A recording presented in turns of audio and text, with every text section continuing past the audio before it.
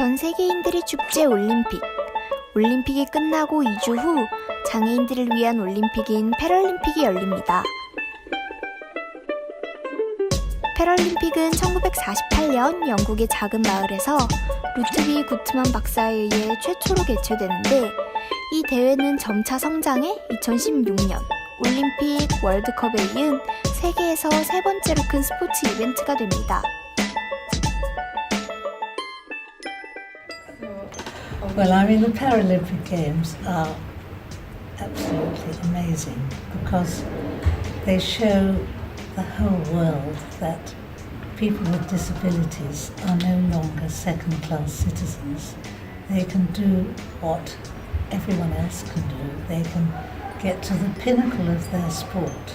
小さい時はその9歳で始めた時はみんなパラリンピックっていう言葉なんて知らずに、私はパラリンピックを目指すんだって言っても、パラリンピックって何って言われることの方が多くてですね、なんか障害の小さい時から障害のある子どもとしてはスポーツ選手が夢っていうのは本当に描けなかったことなんですね。なぜパラリンピックに行きたかったかというと、海外にタダで行けるからっていうのが一番最初の動機づけなんですけれども、でもその中で自分が周りが絶対成し得ないと思ってるスポーツ選手で成功するっていうことが周りを驚かすことができるんじゃないかと思っていたのも事実です。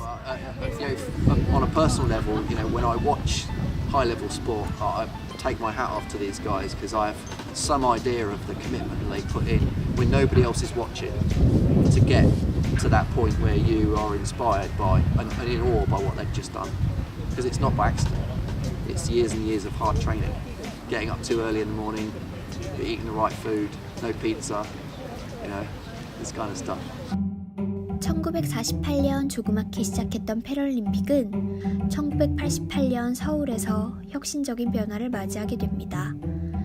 캐나다 마운트리알 대학의 데이비드 레그 교수와 알버타 대학의 로버트 스테드워드 교수는 1989년 IPC, 즉 국제 패럴림픽 위원회 설립의 새로운 방향과 열정을 불러일으킨 것은 1988년 서울에서 열린 하계 패럴림픽 대회였다고 서술하고 있습니다.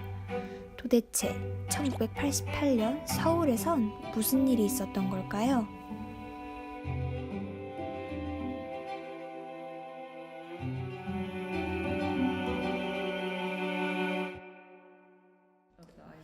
Yeah, the IOC and the Paralympic Games has been held in the same city as the Olympics since 1988, and around 2001 was when we first signed a cooperation agreement with the IOC. And with that cooperation agreement, it ensures that when a city is bidding for the Olympic Games, it also ensures that it hosts the Paralympic Games at the same time. By hosting the Paralympic Games in the same cities as the Olympics, we've been able to grow massively. We benefit from the infrastructure, the venues, the facilities, everything has enabled us to grow because of our partnership with the Olympics. Had we been a standalone event? Well, I have to say, and I've never been able to say this publicly before, so I'm really pleased I've got the opportunity to say this. The South Koreans, you guys, you ran the Paralympics in Seoul in the same way that you'd run the Olympics. And that was the first time ever. So everywhere the athletes went, and I was there competing, the red carpet got rolled out and you were treated really seriously as athletes. And the crowds, I mean, I think the most, seriously, I think the largest crowd I think I'd probably seen before Seoul was maybe 1,000 people.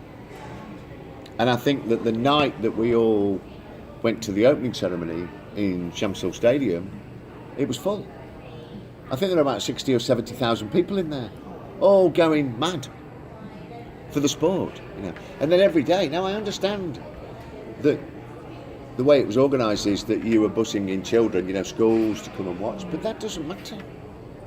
It was spectators who all seemed to take up a flag for a country, and whether it be America or Britain or France or Germany, it doesn't matter, or Korea or South Korea, it doesn't matter. And so you really changed Korea, Seoul changed the Paralympics. And then since that time, each of the countries, you set the bar. Do you understand what I mean? Do you understand? You set the bar. And then, of course, then Athens was quite good, but Barcelona was excellent. But they sort of took your lead in 92. 96 Atlanta, that was my last games. Well, I'm sorry, but the Americans always think they're good at everything and they weren't. No, well, they weren't. 실제로 올림픽과 패럴림픽을 동일한 도시에서 같은 기반 시설을 공유하며 개최한 서울을 시작으로 패럴림픽은 국제적으로 거대한 대회로 성장하게 됩니다. 그렇다면 왜 하필 서울에서 올림픽과 패럴림픽이 함께 열리게 된 걸까요?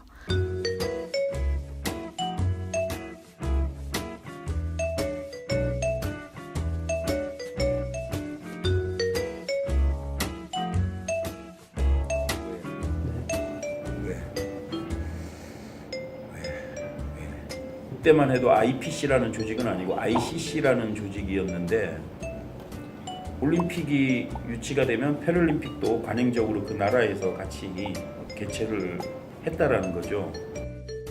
어쨌든 88년도에 개최에만 신경을 쓰고 있던 찰나에 패럴림픽에 대해서 인지가 많이 안 됐던 것 같아요. 근데 그 패럴림픽이 우리가 이제 액션을 안 취하니까 그 호주에서 이제 패럴림픽을 유치하겠다고 제안서를 내니까 ICC에서 순서가 대한민국인데 안 하니까 정부에다가 서한을 보내든 뭐든 했겠죠. 왜 니네가 안 하느냐라고.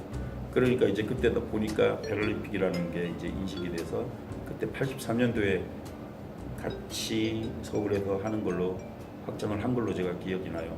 그런데 어쨌든 그런 그 88 올림픽이 끝나고 패럴림픽을 이제 해야 되는 입장이기 때문에 그 시스템 그대로 도입을 한 거예요. 그러니까 올림픽을 개최했던 그 시스템 그대로 패럴림픽도 그렇게 유지를 한 거죠.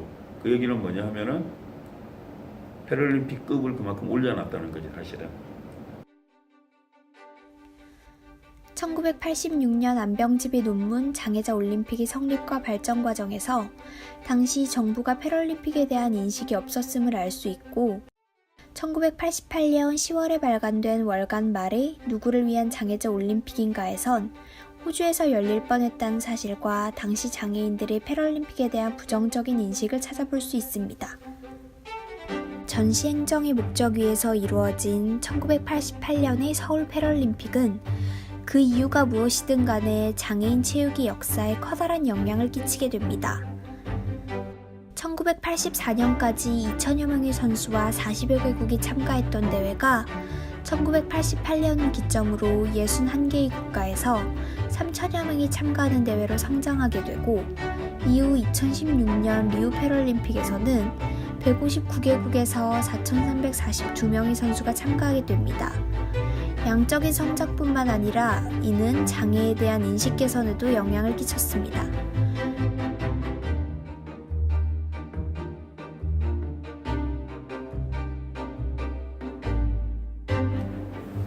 내가 장애가 있지만은 예를 들어서 장애가 절단이야. 절단 장애면 의족을 깨야 될 거 아니에요.